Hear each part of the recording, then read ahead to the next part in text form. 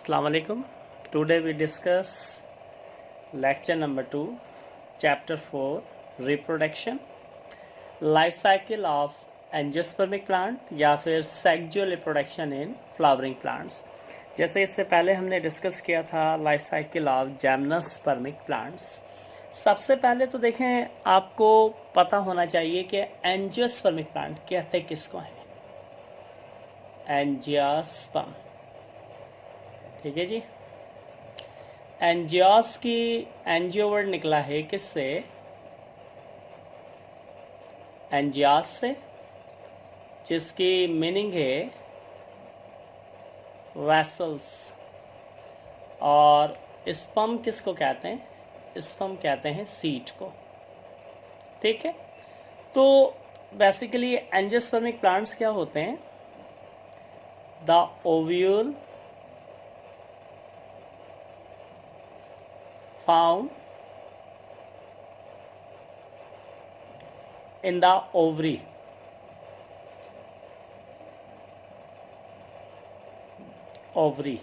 ठीक है. So they have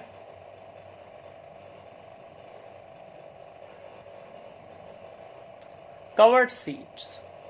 कि इनका जो ओव्यूल है वो किसके अंदर पाया जाता है? ओवरी के अंदर. इसीलिए इनके पास जो सीड्स होते हैं, कैसे सीड्स होते हैं? कवर्ड सीड्स होंगे इनके पास. ठीक है.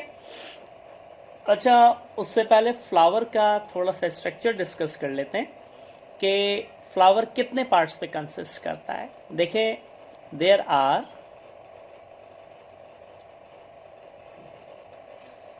4 parts of flowers. 4 parts of flower. Flower के 4 पार्ट्स होंगे. Number 1 calyx, number 2 corolla, number 3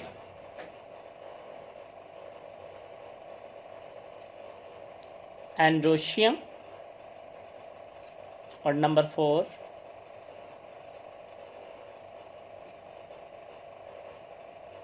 gynoecium. अच्छा, कैलेक्स को हम सैपल भी कहते हैं और कोरोला को पैटल भी कहा जाता है.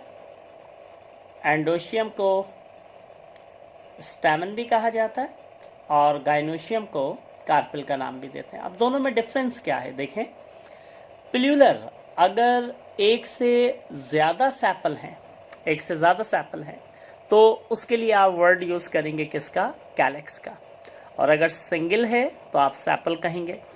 एक से ज़्यादा अगर किसी फ्लावर के अंदर पत्तियां, जिसको पैटल्स कहते हैं, वो हैं, तो आप कोरोला कहेंगे. और सिंगल के लिए आप पैटल का वर्ड यूज़ करेंगे. तो माइंड में रखिएगा, पिल्यूलर के लिए आप कैलेक्स, कोरोला, एंड्रोशियम, गाइनोशियम का वर्ड यूज़ करेंगे. और सिंगुलर के लिए आप सेपल, पैटल, स्टैमन या फिर कार्पल के वर्ड को क्या करेंगे? यूज़ करेंगे. ठीक है. तो यहाँ पर मैं फ्लावर का स्ट्रक्चर ड्रॉ करता हूँ. जैसे कि रफली एक स्ट्रक्चर ड्रॉ करता हूँ, आपको बताता हूँ, आप देखिएगा कि बेसिकली है क्या चीज़. ठीक है. देखें, सबसे पहले फर्स्ट ईयर में भी आप चैप्टर 9 के अंदर ये सब चीज़ें पढ़ के आ चुके हैं. रफली ड्रॉ करता हूँ मैं फ्लावर को.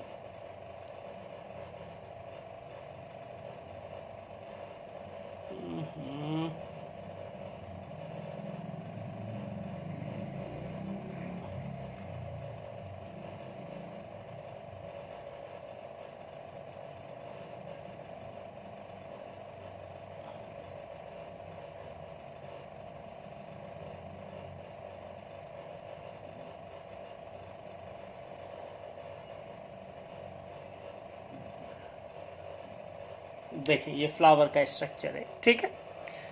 ये जो है, ये क्या है? सैपल. सैपल में जब क्या था, जब ये एक होती है, बहुत सारी हैं, तो इसलिए इसको हम किसका नाम देंगे? कैलेक्स का नाम देंगे. ये है पैटल्स, एक से ज़्यादा हैं, तो हम इसको नाम देंगे कोरोला का.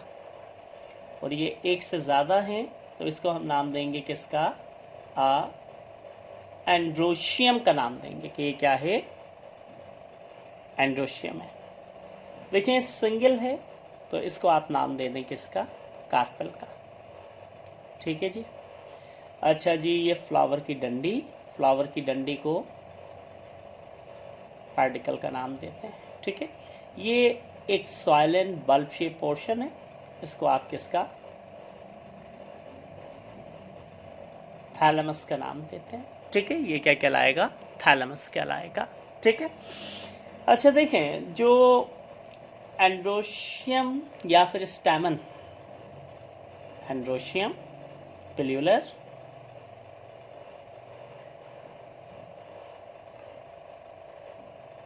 या फिर स्टैमन, स्टैमन वर्ड यूज करेंगे किसके लिए, सिंगुलर के लिए।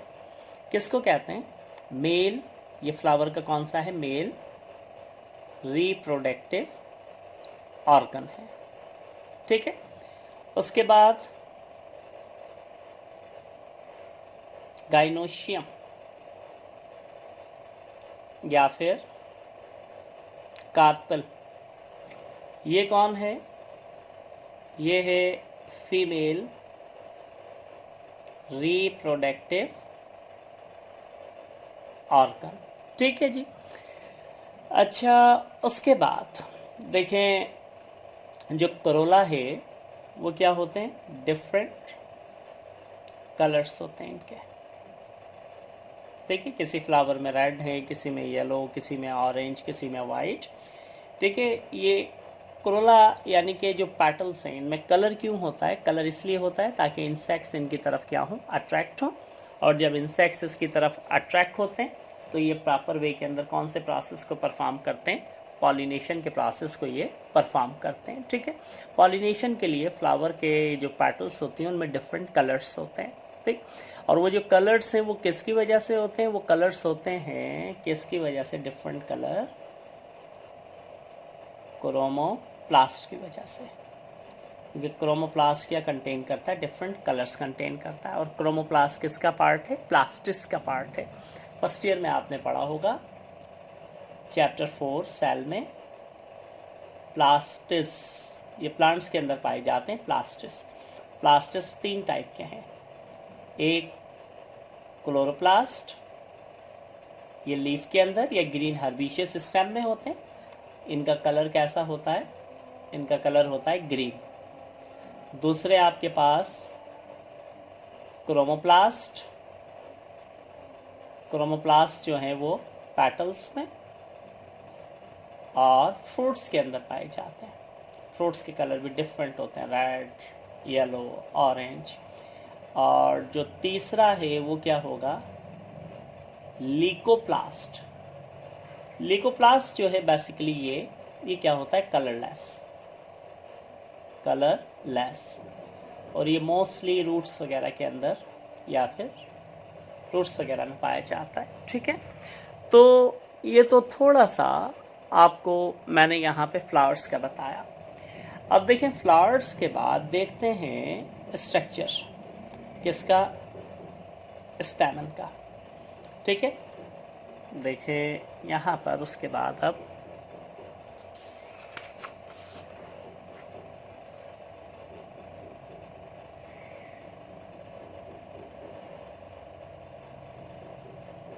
स्ट्रक्चर ऑफ स्टैमन या फिर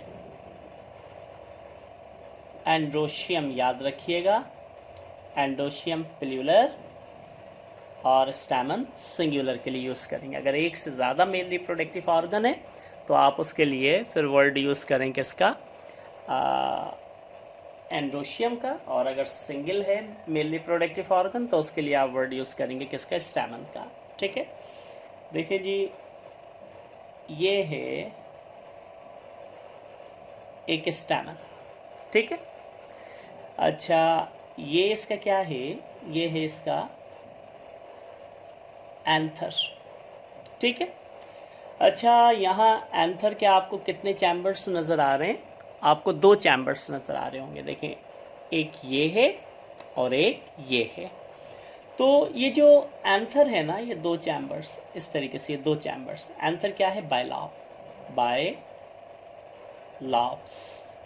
ठीक है जी। देखें, बाय किसको कहते हैं? बाय का मतलब है 2,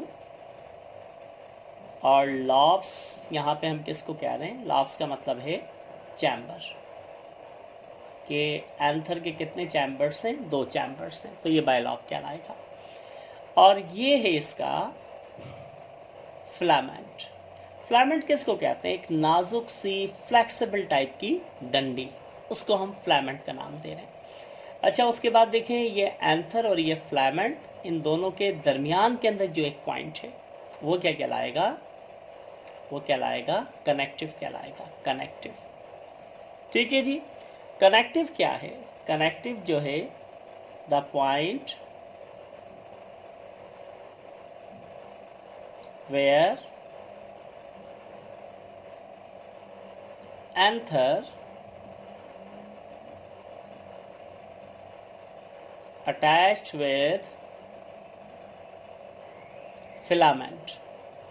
तो वो पॉइंट जहां पर एंथर अटैच होगा फिलामेंट के साथ में, कॉल्ड कनेक्टिव, उसको हम किसका नाम देंगे? कनेक्टिव का नाम देंगे। ठीक है जी। अच्छा देखें, अगर इस एंथर को कट किया जाए, कट करने के बाद आप इसको ऑब्जर्व करें, कहाँ? माइक्रोस्कोप पर, तो इसका स्ट्रक्चर कैसा नजर आएगा? देखते हैं। कुछ इस तरीके से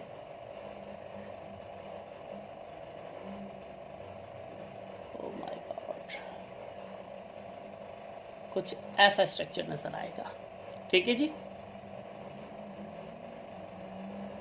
और से समझिएगा, is the most important topic. ठीक है। अब देखें, ये एंथर की, अगर आप इस वीडियो को ऑब्जर्व कर रहे हैं, तो आपकी ये राइट हैंड साइड वाला चैम्बर है ये, और ये लेफ्ट हैंड साइड वाला चैम्बर है। तो आपके जो राइट हैंड साइड वाला चैम्बर से ये कंटेन कर रहा है मजीद 2 चैम्बर्स। ठीक है। और जो लेफ्ट हैंड साइड वाला चैम्बर से ये कंटेन कर रहा है मजीद 2 चैम्बर्स। देखें, 2 चैम्बर्स हैं इसके अंदर। ठीक है। तो ईच लॉब कहते हैं चैम्बर को, मैंने ऊपर भी आपको बताया। Each lobe of anther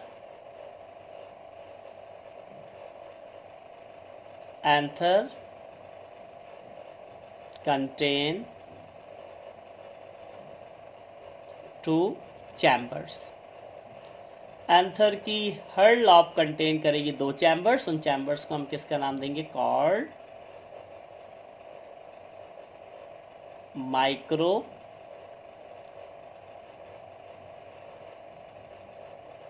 sporangia.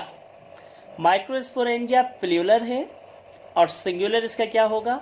Micro sporangium. Microsporangium is singular and microsporangia is plural आपके पास। ठीक है, कि सिंगुलर और प्लूरल। अच्छा देखें, ये जो है इसकी सबसे आउटर साइड, इसको तो हम नाम दे देंगे किसका? माइक्रो स्पोरोफाइल का नाम दे देंगे। ठीक है।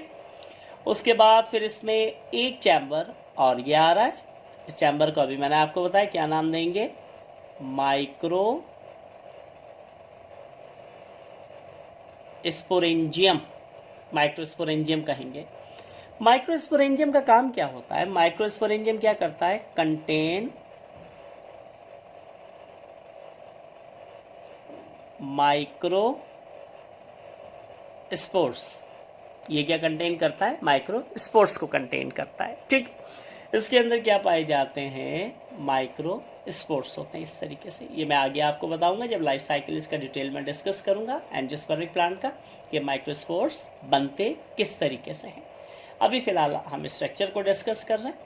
तो देखें, ये है सारे के सारे माइक्रो स्पोर्स। ठीक है जी। अच्छा, अगर इस माइक्रोस्पोर को कट करके अंडर द इलेक्ट्रॉन माइक्रोस्कोप देखें तो इसका स्ट्रक्चर ये होगा। देखें, ये है एंजियोस्पर्मिक प्लांट का माइक्रोस्पोर, याद रखिएगा। मैंने इससे पहले जिम्नोस्पर्मिक प्लांट का आपको माइक्रोस्पोर बताया था, और आपने देखा था कि जो जिम्नोस्पर्मिक प्लांट का माइक्रोस्पोर्स था उसके पास 2 विंग्स थे, इसके पास विंग्स नहीं होते हैं। ठीक है, ये इसकी आउटर लेयर है। ये माइक्रोस्पोर क्या है इस वक्त, यानी कि बाय लेयर 2 इसकी लेयर होंगी। एक आउटर लेयर है, उसको नाम देंगे एक्साइन, और दूसरी क्या है, एक इनर लेयर, उसको नाम देंगे किसका, इंटाइन का नाम देंगे। ठीक है, अच्छा, उसके बाद ये है इसका साइटोप्लाज्म। ठीक है, और ये इसका क्या है, न्यूक्लियस। ये हैप्लॉइड न्यूक्लियस है। ठीक है, क्योंकि मियासिस करके बनते हैं। ये डिटेल आगे बताऊंगा मैं लाइफ साइकिल के अंदर, अभी जस्ट आपको स्ट्रक्चर बता रहा हूँ इसका। तो याद रखिएगा आप कि एंजियोस्पर्मिक प्लांट का जो माइक्रोस्पोर है उसकी शेप डिफरेंट होती है, और जो जिम्नोस्पर्मिक प्लांट का माइक्रोस्पोर है उसकी शेप क्या होती है, डिफरेंट होती है। एंटी टेस्ट में अक्सर व बेशतर इनकी फिगर्स आ जाती हैं, और वहाँ पे फिर ऑप्शन दे देते हैं कि आप बताएं कि ये माइक्रोस्पोर किसका है। ठीक, तो ये तो स्ट्रक्चर था स्टैमन का, जो कि हमने फ्लावर के अंदर डिस्कस किया। ठीक है, अभी डिस्कस करते हैं स्ट्रक्चर किसका, यानी कि आपके पास कार्पल का। कार्पल क्या है, ठीक है जी। अच्छा जी, उसके बाद स्ट्रक्चर ऑफ गाइनोशियम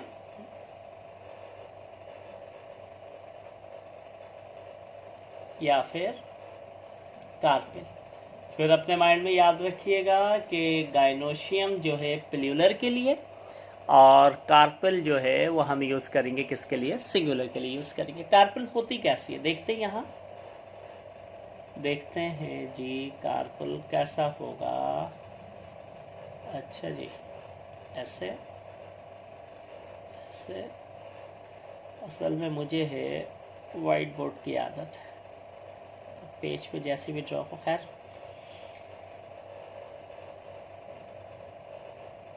इस तरीके से। ठीक है, देखें ईच यानी कि आपके पास गाइनोशियम, क्योंकि स्टैमन जो था वो भी 3 पार्ट्स में कंसिस्ट था, उसमें एंथर, फिलामेंट और connective. It also consist of 3 parts. ये भी कितने पार्ट्स पे कंसिस्ट करता है, 3 पार्ट्स पे। जी 3 पार्ट्स कौन कौन से, एक तो है स्टिग्मा, दूसरा इसके अंदर आ जाएगा स्टाइल, और तीसरा इसके अंदर आ जाएगा ओवरी। ओवरी वाले पोर्शन को आप चाहें तो ओवरी वाले पोर्शन को बेसिकली तौर के ऊपर हम नाम दे सकते हैं किसका, यानी कि ये आपके पास अक्सर बेशतर आप इसको एम्ब्रियो सैक का नाम भी दे सकते हैं अगर आप चाहें। चले देखते हैं, ये है, चले मैं लिख देता हूँ यहाँ, या फिर एम्ब्रियो सैक, बात एक ही है, जो आपको बेहतर लगे आप वो वर्ड यूज कर सकते हैं। ये है स्टिग्मा। स्टिग्मा, अच्छा, स्टिग्मा का काम क्या होता है? स्टिग्मा जो है बेसिकली तौर के ऊपर क्या काम करता है? Stigma is a first part, आपके पास जो है फर्स्ट पार्ट है किसका, फीमेल रिप्रोडक्टिव ऑर्गन्स का। तो stigma is a very sticky, ये बहुत ज्यादा क्या होता है, स्टिकी होता है। And it receive the pollen grain. ठीक है, पॉलन ग्रेन को आप चाहें तो नाम दे सकते हैं किसका, माइक्रोस्पोर का। बात एक ही है, पॉलन ग्रेन कहें या माइक्रोस्पोर्स कहें। Receive the pollen grain from anther, ये एंथर से आने वाले मतलब मेल रिप्रोडक्टिव या फिर मेल रिप्रोडक्टिव ऑर्गन, क्योंकि मेल रिप्रोडक्टिव ऑर्गन ही का पार्ट है एंथर। बात एक ही है, जो आपको बेहतर लगे। तो देखिए इसका काम क्या होता है स्टिग्मा का। Stigma receive the pollen grain from the male reproductive organ के मेल रिप्रोडक्टिव ऑर्गन से आने वाले यानी कि जो पॉलन ग्रेन होते हैं उनको ये रिसीव करता है, स्टिकी होता है बहुत ज़्यादा। फिर आपको ये एक एलोंगेटेड पार्ट नज़र आ रहा होगा। ये क्या है? एक एलोंगेटेड पार्ट। ये एलोंगेट किसको कहते हैं? लंबा सा एक पार्ट है। इस एलोंगेटेड पार्ट को हम किसका नाम देते हैं? स्टाइल का नाम देते हैं। ठीक है। फिर उसके बाद ये आपको नजर आ रहा है लोअर स्वाइलेंट पोर्शन, लोअर स्वाइलेंट पोर्शन या पार्ट कॉल्ड ओवरी। ओवरी कहलाएगा। ओवरी कह दें, अच्छा ए आएगा, या फिर इसको आप नाम दे दें किसका? एम्ब्रियो सैक का नाम दे दें। बात एक ही। अच्छा देखें, ये तो हो गई ओवरी आपके पास। ठीक है। अब ओवरी के अंदर आपको ये नजर आ रहा है, ये क्या है? ओव्यूल। क्या है? ओव्यूल। अच्छा, जिम्नोस्पर्मिक प्लांट में आपने देखा था कि ओव्यूल डायरेक्ट मौजूद था किसके अंदर? यानी कि मेगा स्पोरेंजियम के अंदर, क्योंकि वहाँ मैंने आपको बताया था, अगर आपने मेरा वो प्रीवियस लेक्चर ऑब्जर्व कर लिया, सुन लिया है, तो मैंने कहा था कि around the central axis many hard brown आपके पास यानी कि स्पाइरल शेप में स्केल्स थे। उन स्केल्स को हमने ओवलीफेरस स्केल का नाम दिया था। ओवलीफेरस क्यों कहा था? क्योंकि उनके अंदर ओव्यूल मौजूद थे स्केल्स में, और डायरेक्ट नहीं थे ओव्यूल, पहले अब स्पाइरल शेप स्केल्स थे, उनको हमने मेगास्पोरोफाइल का नाम या ओवलीफेरस स्केल्स का नाम दिया था। उसमें मेगास्पोरेंजियम था, और मेगास्पोरेंजियम में क्या था? ओव्यूल था। तो ओव्यूल विदाउट ओवरी होता है जिम्नोस्पर्मिक प्लांट्स के अंदर, इसीलिए उनके सीड्स क्या होते हैं? नैकेड्स होते हैं। लेकिन एंजियोस्पर्मिक प्लांट्स जो हैं, इनके अंदर ovule with in ovary. Ovule किसके साथ होता है? ओवरी के साथ होता है, इसीलिए इनके सीड्स क्या होते हैं? कवर्ड होते हैं। अब ये ओव्यूल क्या काम करता है? ओव्यूल कंटेन करता है, देखें यहां पर एक लार्ज डैप्लॉइड, ठीक है, मेगास्पोर मदर सेल।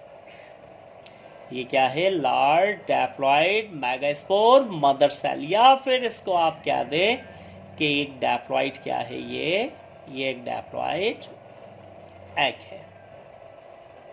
ठीक है, या डैप्लॉइड मेगास्पोर्स का नाम दे दें, कोई ऐसा इश्यू नहीं है। जो आपको सुटेबल वर्ड लगे आप यहाँ पे यूज कर लें इसके लिए। ठीक है। अच्छा, ये तो थोड़ा सा मैंने आपको फ्लावर्स के बारे में बताया। ठीक है। उम्मीद करता हूँ कि आपको फ्लावर्स 4 पार्ट्स क्लियर हो गए होंगे। कैलेक्स, क्रोला, एंडोशियम, गाइनोशियम क्यों कहते हैं, सेपल, पेटल, स्टैमेन, कार्पल क्यों कहते हैं, स्ट्रक्चर भी आपको समझ आ गया। उसके बाद थोड़ा सा हम यहाँ पे डिस्कस करते हैं। देखें कि पेज नंबर पता नहीं कौन सा, चले 4 था शायद। ठीक है। अच्छा, आप डिस्कस करते हैं थोड़ा सा कि आपके पास यानी कि कंप्लीट, अभी मैं लाइफ साइकिल पे तो गया ही नहीं हूँ एंजियोस्पर्म के, अभी मैं आपको बेसिक चीज़ें बता रहा हूँ, फिर इसका लाइफ साइकिल डिस्कस करेंगे। जब ये समझ आएंगी तो आपको लाइफ साइकिल समझ आ जाएगा इंशाल्लाह automatically. Complete and incomplete flower, ये फर्स्ट ईयर में चैप्टर 9 में आपने सारी चीज़ें डिस्कस की होंगी। चलें जी, इसके अंदर सबसे पहले हम देखते हैं कंप्लीट फ्लावर क्या होगा। कंप्लीट फ्लावर क्या होगा? ठीक है। कंप्लीट फ्लावर बेसिकली कहते किसको हैं? ठीक है, इन सर्टेन फ्लावर्स, ठीक है ना, 1 या फिर more of 4 floral organs are present. यानी कि चले मैं इस शॉर्ट वे में लिखता हूं इसको, if flower contain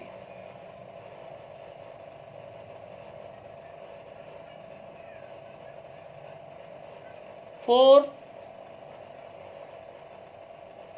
floral part, floral से मुराद है फ्लावर, ठीक है, फ्लोरल पार्ट्स। अब 4 फ्लोरल पार्ट से मुराद क्या है? चले जी देखें, यानी आपके पास सेपल भी है, पेटल भी है, स्टैमन भी है और कार्पेल भी है। अगर किसी फ्लावर में चारों part sepal, petal, stamen, carpel present हैं तो फ्लावर क्या कहलाएगा? कंप्लीट फ्लावर कहलाएगा। जैसे for example Rosa indica, rose plant, rose को आप देखते हैं जिसका बोटानिकल नेम जो है Rosa indica, common English name rose और लोकल नेम गुलाब है। आप देख लो उसमें सेपल भी है, पेटल भी है और स्टैमन भी है और कार्पेल भी है, चारों पार्ट से, तो वो एक कंप्लीट फ्लावर होगा आपके पास। ठीक है। और अगर क्या हो, चलें जी, इनकम्प्लीट फ्लावर, इनकम्प्लीट फ्लावर क्या होगा? देखिए अगर क्या हो, if any of the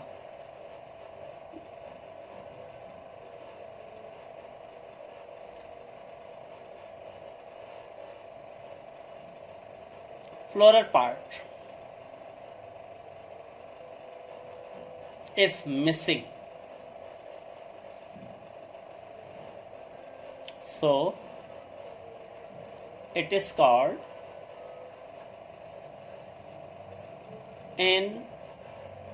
incomplete flower। इसको आप किसका नाम देंगे? इनकम्प्लीट फ्लावर का। अगर चारों में से कोई एक मिसिंग है, चलिए सपोज कर लेता हूं मैं कि यहाँ पे एक फ्लावर है, उसके अंदर यानी कि पेटल है, दूसरा पार्ट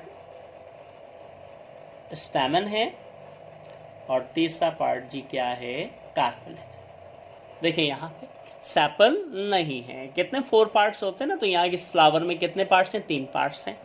तो ये फ्लावर क्या है? Incomplete flower. या फिर चलिए सपोज करें और यानी कि सेपल मौजूद है,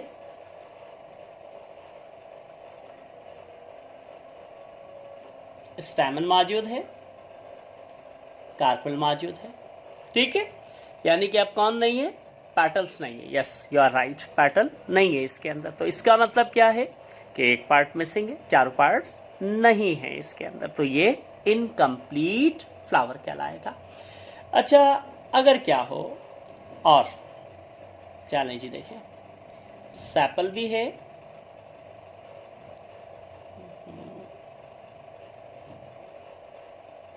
पेटल भी है, स्टैमन है, कार्पेल नहीं है, मतलब एक रिप्रोडक्टिव ऑर्गन क्या है? एब्सेंट है। तो अभी भी क्या है? Incomplete flower. या फिर सेपल भी है, पेटल, कार्पेल, लें जी अब कौन मिसिंग है? Yes you are right, stamen missing है, स्टैमन नहीं है। तो इसका मतलब ये भी क्या है? इनकम्प्लीट फ्लावर्स थे। तो याद रखिएगा अगर कोई भी एक फ्लोरल पार्ट एब्सेंट हो जाए तो वो क्या कहलाएगा? इनकम्प्लीट फ्लावर कहलाएगा। ठीक है जी। अच्छा अब उसके बाद चलते हैं आगे की तरफ। ये तो था कंप्लीट एंड इनकम्प्लीट फ्लावर, उम्मीद करता हूँ समझ आ गया होगा। अच्छा उसके बाद परफेक्ट एंड आपके पास यानी कि perfect and imperfect, imperfect flower.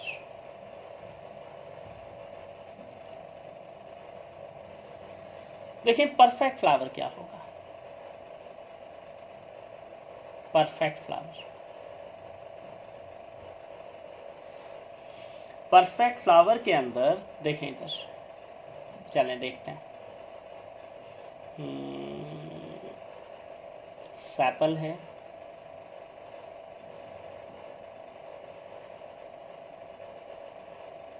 Stamen है, कार्पेल है। अब ये फ्लावर क्या है? आप कहेंगे इम्परफेक्ट। नहीं, ऐसा नहीं है। सुनिएगा, कॉन्सेप्ट को क्लियर कीजिएगा।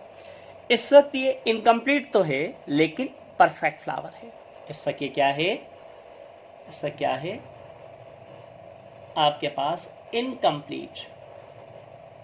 इनकम्प्लीट किसकी वजह से? सेपल और पेटल एब्सेंट है इसके अंदर, but incomplete but perfect flower, perfect flower. Incomplete है लेकिन परफेक्ट फ्लावर है। क्यों? बेसिक रीजन क्या है, देखें, परफेक्ट फ्लावर हमेशा वो फ्लावर कहलाएगा जिसमें बेशक सेपल पेटल एब्सेंट हो जाए, ठीक है, लेकिन रिप्रोडक्टिव ऑर्गन एब्सेंट नहीं होना चाहिए। कोई भी एक स्टेमन और कार्पेल में से अगर कोई भी एक एब्सेंट हो गया तो वो इम्परफेक्ट फ्लावर कहलाएगा। और यहां आप देखें कि इसके अंदर सेपल है, पैटल नहीं है। पैटल ना होने की वजह से ये इनकम्प्लीट तो है लेकिन परफेक्ट फ्लावर है, क्योंकि दोनों ही मेल और फीमेल रिप्रोडक्टिव ऑर्गन यानी स्टेमन एंड कार्पेल दोनों मौजूद हैं। या फिर चलें इधर देखें, और पैटल मौजूद है, स्टेमन है, कार्पेल है। तो इस वक्त ये क्या है, इनकम्प्लीट तो है। इनकम्प्लीट किसकी वजह से है? इनकम्प्लीट सेपल ना होने की वजह से, बट परफेक्ट फ्लावर। लेकिन क्या है? परफेक्ट फ्लावर है, यानी कि any of the reproductive organ, कोई भी एक रिप्रोडक्टिव ऑर्गन एब्सेंट नहीं होना चाहिए। अगर दोनों रिप्रोडक्टिव ऑर्गन में से कोई एक रिप्रोडक्टिव ऑर्गन एब्सेंट हो गया तो इम्परफेक्ट। अगर दोनों रिप्रोडक्टिव ऑर्गन है, बेशक सेपल नहीं है, बेशक पैटल नहीं है, या दोनों में से कोई एक नहीं है, सेपल है, पैटल नहीं है, स्टेमन कार्पेल मौजूद है, तो इनकम्प्लीट होगा लेकिन परफेक्ट होगा। ठीक है, जैसे मैंने यहाँ आपको दोनों एग्जांपल्स में बताया, उम्मीद कर रहा हूँ समझ आ जाएगा। वैसे क्लास वाले लेक्चर वाली क्वालिटी तो नहीं आ सकती कि वो आपकी क्वेश्चनिंग होती है, लेकिन फिर भी मैं कोशिश कर रहा हूँ आपको समझ आए। या फिर चलें इधर देखें, क्या हो कि ये चलें, ठीक है, सेपल, पैटल, स्टेमन, कार्पेल, चारों हैं, तो भाई क्या होगा? Complete and perfect flower. Perfect flower, complete भी है और ये परफेक्ट फ्लावर भी है। अब अगर क्या हो इसमें से, देखें, सपोज करें, और एग्जांपल्स दे रहा हूं, कॉन्सेप्ट क्लियर कीजिएगा, नो एनी रेक्टिफिकेशन, ओके। चलें जी, पैटल भी है लेकिन इसमें स्टेमन मौजूद है। कार्पेल क्या हुआ? चला गया, ठीक है। इस वक्त ये incomplete but imperfect flower, incomplete but imperfect flower है, ठीक है। अच्छा चलें जी, एक और एग्जांपल सपोज करते हैं कि आपके पास अब पैटल, चलें सपोज कर लें पैटल है, ओ माय गॉड, चलें सेपल है, पैटल है, कार्पेल है। तो अभी इनकम्प्लीट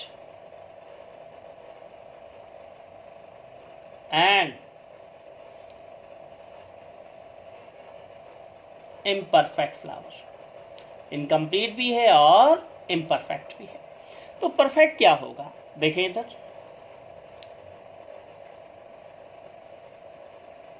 स्टेमन मौजूद है, कार्पेल मौजूद है। सपोज कर रहे हैं ना हम डिफरेंट एंगल से। देखिए इस वक्त incomplete but perfect flower, incomplete है लेकिन परफेक्ट फ्लावर है। क्यों परफेक्ट? क्यों है? क्योंकि देखें दोनों ही male and female reproductive organ इनके पास इस वक्त क्या है? मौजूद है। याद रखिएगा अपने माइंड के अंदर, ठीक है। तो परफेक्ट क्या होगा? परफेक्ट में, परफेक्ट फ्लावर में both reproductive organ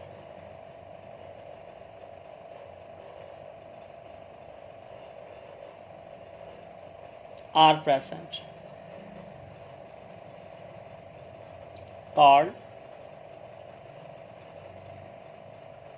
perfect flower, ठीक है। इम्परफेक्ट क्या होगा जी?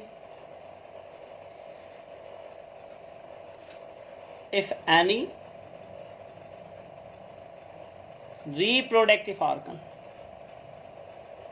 is absent, called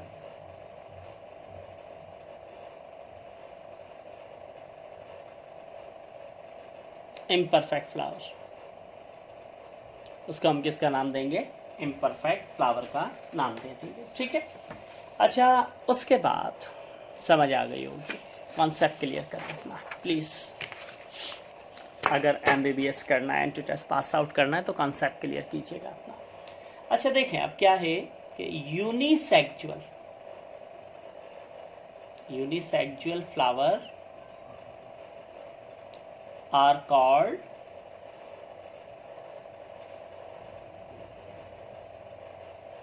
स्टिमिनेट और कार्पिलेट। कि यूनिसेक्सुअल किसको कहते हैं? यूनिसेक्सुअल उसको कहते हैं जिसमें सिर्फ एक रिप्रोडक्टिव ऑर्गन प्रेजेंट हो। ठीक है, एक रिप्रोडक्टिव ऑर्गन प्रेजेंट हो, वो क्या कहलाएगा? यूनिसेक्सुअल कहलाएगा। जैसे सपोज करें सेपल पेटल, स्टैमन मिसिंग है, कार्पल प्रेजेंट है, ठीक है ना, तो ये यूनिसेक्सुअल फ्लावर है। ठीक है। या फिर इसके अंदर देखें इस तरीके से, देखें सेपल पेटल मौजूद है, स्टैमन है, कार्पल नहीं है, ये एक यूनिसेक्सुअल फ्लावर है। अगर कोई एक सेक्स, जैसे कि यहाँ पे कौन मौजूद है? सेपल पेटल स्टैमन है ना, कार्पल फीमेल नहीं है ना, मेल है, तो इसको आप नाम दे दें किसका? इसको आप नाम दे दें किसका? यानी कि स्टिमिनेट फ्लावर का। समझ रहे आप? अगर सिर्फ एक मेल प्रेजेंट है, कार्पल नहीं है, तो स्टिमिनेट फ्लावर का नाम दे दें। ठीक है। और इसी तरीके से देखें पेटल स्टैमन मौजूद है, यहाँ पे तो खैर नहीं, इसके अंदर देखते हैं। देखें यहाँ पर कि सेपल पेटल स्टैमन है, कार्पल नहीं है, तो ये क्या है? यूनिसेक्सुअल फ्लावर है। यूनिसेक्सुअल फ्लावर में एक कौन? मेल रिप्रोडक्टिव ऑर्गन एब्सेंट है, फीमेल प्रेजेंट है, मेल एब्सेंट है, तो इसको आप नाम दे दें किसका? कार्पिलेट का। कार्पल से वर्ड निकला है कार्पिलेट। और स्टिमिनेट वर्ड देखें यहाँ पर, इस वाले में देखें आप, यहाँ देखें मैंने इसको नाम दिया था ना स्टिमिनेट वर्ड निकला है स्टैमन से। स्टैमन का मतलब मेल रिप्रोडक्टिव ऑर्गन से, मेल प्रेजेंट है ना, फीमेल नहीं है, तो ये भी एक यूनिसेक्सुअल फ्लावर है। क्या है? यूनिसेक्सुअल फ्लावर है। और इस यूनिसेक्सुअल फ्लावर को हम किसका नाम दे रहे हैं? ये देखें, ये एक यूनिसेक्सुअल फ्लावर है, इसको स्टिमिनेट का नाम दे रहे हैं। फिर मेल प्रेजेंट है, फीमेल एब्सेंट है। और अगर क्या हो, जैसे कि यहाँ पर कि देखें यहाँ पे यूनिसेक्सुअल, फीमेल प्रेजेंट है, मेल एब्सेंट है, तो इसको हम किसका नाम दे रहे हैं? कार्पिलेट का नाम दे रहे हैं। ठीक है। तो अब क्या होता है, इससे पहले मैंने आपको याद होगा कि यूनिसेक्सुअल फ्लावर आर कॉल्ड स्टिमिनेट और कार्पिलेट। ठीक है। यूनिसेक्सुअल, जैसे कि आपके पास मेल के लिए आप चैप्टर 9 फर्स्ट ईयर पढ़ के आए, मेल के लिए आप ये टर्म यूज करते हैं, मेल यूनिसेक्सुअल फ्लावर। ये सैम्बलिंग है जैसे शो करते हैं, मेल यूनिसेक्सुअल फ्लावर। और इस मेल यूनिसेक्सुअल फ्लावर को आप स्टिमिनेट का नाम दे सकते हैं। फिर उसके बाद देखें, ये है फीमेल यूनिसेक्सुअल फ्लावर, इसको आप किसका नाम देते हैं? कार्पिलेट। ये स्टिमिनेट वर्ड कहाँ से निकला है? स्टैमन से। और स्टैमन का मतलब क्या होता है? मेल। कार्पिलेट वर्ड निकला है किससे? कार्पल से। कार्पल का मतलब क्या होता है? फीमेल होता है। ठीक है। इससे पहले मैंने आपको बाकी बता दिया था कि अगर क्या हो कि both reproductive organ locate on the same plant, अगर एक ही प्लांट के ऊपर दोनों ही रिप्रोडक्टिव ऑर्गन मौजूद हैं, देखें, if both reproductive organs locate on the same plant, called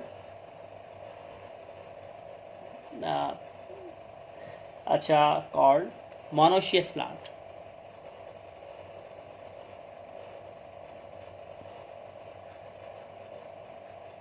ठीक है, बट ऑन सेपरेट ब्रांचेस, अगर सेपरेट ब्रांचेस में,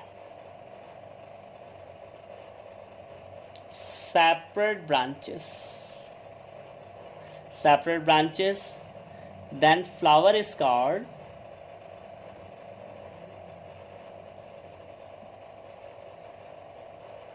यूनिसेक्सुअल. ठीक है, यूनिसेक्सुअल यानी कि एक ही प्लांट पे दोनों रिप्रोडक्टिव ऑर्गन मौजूद हैं. जैसे सपोज करें, चलें यहाँ देखिएगा, मैं इसको भी यहाँ रखता हूँ.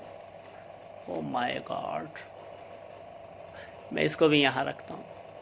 ठीक है, देखिए जैसे सपोज करें कि चलें सपोज करें ये एक प्लांट है. ठीक है, ये एक प्लांट है. यहाँ पर ये मेल फ्लावर है, मेल फ्लावर. और चलें ये सपोज करते हैं यहाँ पे ये क्या है, फीमेल फ्लावर. तो देखिए ये प्लांट क्या कहलाएगा. प्लांट तो है monoecious. Mono means single. Plant क्या है, मोनोशियस. और फ्लावर क्या है, unisexual.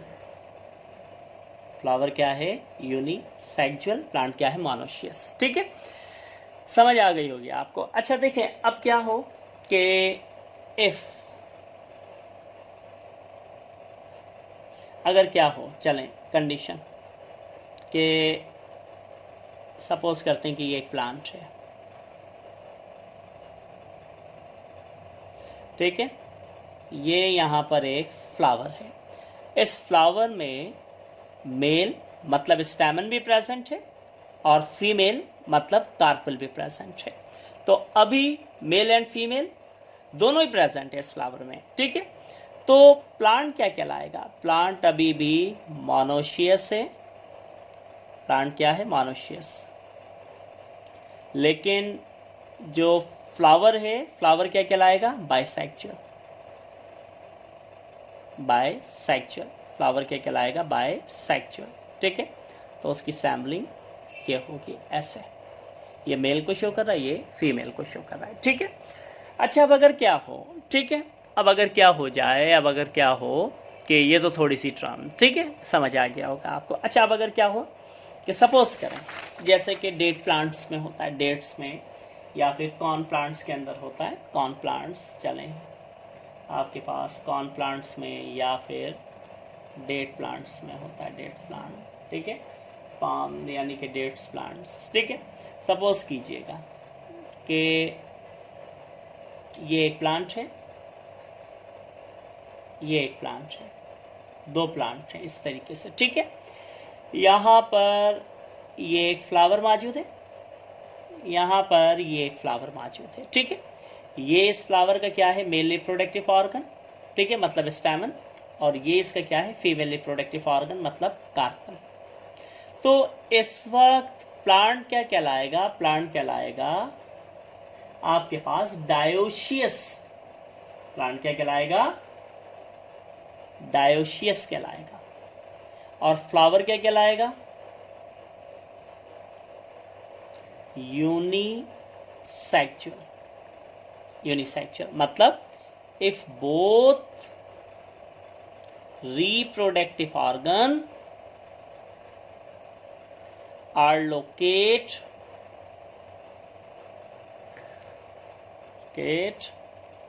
on the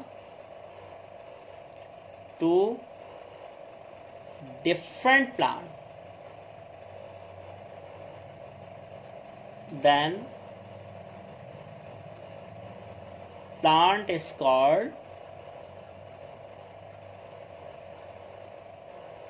dioecious and flower is called unisexual. Unisexual. या फिर आप इनको, यानी कि ये मेल था ना, तो ये स्टेमिनेट, इसके पास कार्पेल फीमेल था तो इसको आप कार्पिलेट का नाम भी दे सकते हैं। ठीक है, चाहे तो क्या दें कार्पेल, चलें यहाँ पे कार्पेल या फीमेल। ठीक है, वहाँ मैंने मेल यूज़ किया तो इसलिए यहाँ फीमेल या कार्पेल, मेल से मुराद स्टैमन। अच्छा, याद रखिएगा स्टिमुलेट और कार्पुलेट जिम्नोस्पर्मिक प्लांट्स में यूज़ नहीं होगा, क्योंकि उनके पास तो कोन लाइक फ्लावर्स होते हैं ना, उनके पास स्टेमन का और कार्पल का कोई कॉन्सेप्ट होता नहीं है, तो इस वजह से वहाँ पे ये वर्ड आप कार्पुलेट या स्टिमुलेट का वर्ड यूज़ नहीं करेंगे। ठीक है, अच्छा जी, ये तो यहाँ पर मैंने आपको बताया इसके बारे में, यानी कि फ्लावर का हमने स्ट्रक्चर वगैरह डिस्कस किया, सारी टर्म्स बताई आपको। उसके बाद इंशाअल्लाह ताला लेक्चर नंबर 3 चैप्टर 4 रिप्रोडक्शन में pollination and life cycle of angiospermic plant को बहुत ज़्यादा डिटेल के अंदर डिस्कस करेंगे। ठीक है, तो इनको समझिएगा, कॉन्सेप्ट क्लियर कीजिएगा। इंशाअल्लाह मैं बहुत जल्द ग्रुप के अंदर ऐड हो जाऊंगा, फिर आपकी जो क्वेश्चनिंग हो तो आप मुझसे वहाँ पे क्वेश्चनिंग भी टॉपिक्स के बारे में कर सकते हैं। ठीक है, उम्मीद है समझ आ गया होगा। फिर मैं कह रहा हूँ प्लीज़ अपने कॉन्सेप्ट्स को क्लियर कीजिएगा, क्योंकि मैं रट्टाफिकेशन के बजाय कॉन्सेप्ट्स के ऊपर ज़्यादा यानी कि बिलीफ रखता हूँ। अगर कॉन्सेप्ट्स क्लियर होंगे तो आप एंटी टेस्ट को भी आसानी से पास आउट कर लेंगे। ठीक है, थैंक यू वेरी मच। अल्लाह हाफिज़, अस्सलाम वालेकुम।